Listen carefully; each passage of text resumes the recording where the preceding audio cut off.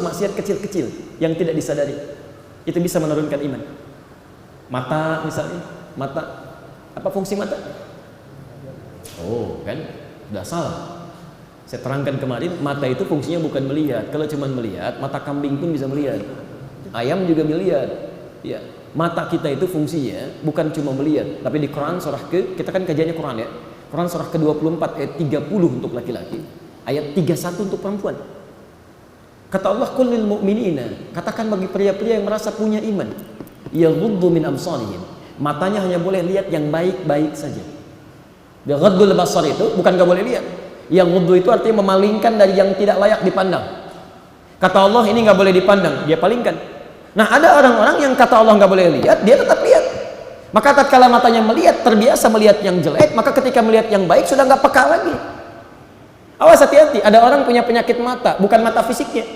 Mata fisik mungkin kelihatan, ini handphone, ini macam-macam, ini yang lainnya. Tapi mata-mata ini tidak bisa melihat nilai-nilai kebaikan karena sering melihat yang jelek. Awas ya, ada dua pasangan yang tidak mungkin bersatu ini, baik dengan buruk. Kalau Anda terbiasa melihat yang baik-baik, maka melihat yang buruk Anda tidak akan peka.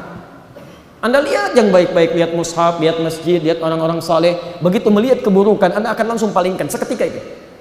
Tapi kalau Anda terbiasa melihat yang jelek-jelek, maka melihat kebaikan Anda tidak akan peka lagi. Lihat aurat terbuka, lihat maksiat, lihat macam-macam. Nanti begitu melihat kebaikan, itu tidak ada sentuhan lagi dalam jiwa, karena terbiasa melihat itu. Saya mau tanya, dari bangun tidur saja hari ini sampai dengan sekarang, berapa kali mata kita melihat yang keliru? Jangan-jangan ke masjid pun kesini masih melihat yang salah juga.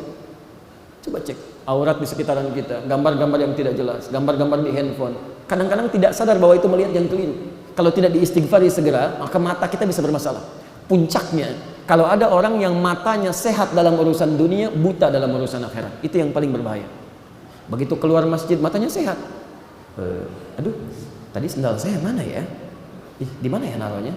Oh, ini dia sendal saya, dipakai aja sama dia tuh. Padahal dia masuk gak pakai sandal.